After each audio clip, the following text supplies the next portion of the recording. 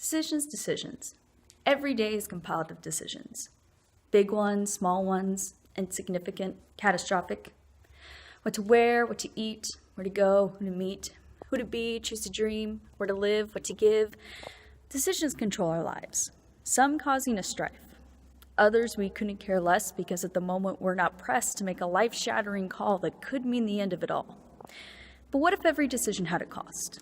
And by not counting, we had lost everything that we hold dear on this earth for something that has consequently no worth. You see, sometimes we have our priorities straight, help push us through the great gate of making the right choices, of when to be silent or raise our voices. And other times, our values are askew.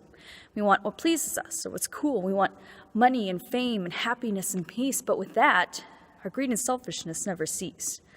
But in God's word, Proverbs is clear that gold and silver will only bring sheer momentary bliss when it's wisdom that we miss. The opportunity to know God and his attributes should we seek after instead of earthly tributes. After all, soon all of this will be gone.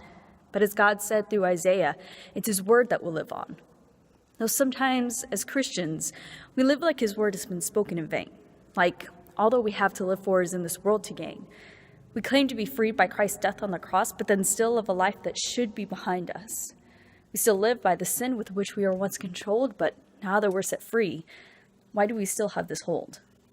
We choose to live in sin rather than be free from the bondage of slavery where our decisions lead us to be. But in Ephesians chapter 4, verses 21 through 24, Paul makes it clear that the end of our sinful lives is here. That we're to let the Spirit renew us, allowing God's holiness and righteousness to live through us. And he also states in Romans 7, 4 through 6, that the point of all of it is this, that we have died to the power of the law, to live through the Spirit who has no flaw, to die to the life of old, to produce the good deeds for God as we're told. For Mark chapter 8, Christ explains that the price to follow him is great. We must give up ourselves, pick up our cross, give up our lives, counting all as loss. And in Luke 14, Christ relates that in comparison to loving him, it should seem that everyone else we hate. And who before building doesn't count the cost? A king must count his men before war so that the fight is not lost. Thus it is important to measure the weight before making a choice so great. And the weight of your salvation is insurmountable, with the value of it uncountable. But when you gain that freedom, you become a slave to the love of God, his holy word to obey. But where do we start? How do we begin to turn from a life so full of sin?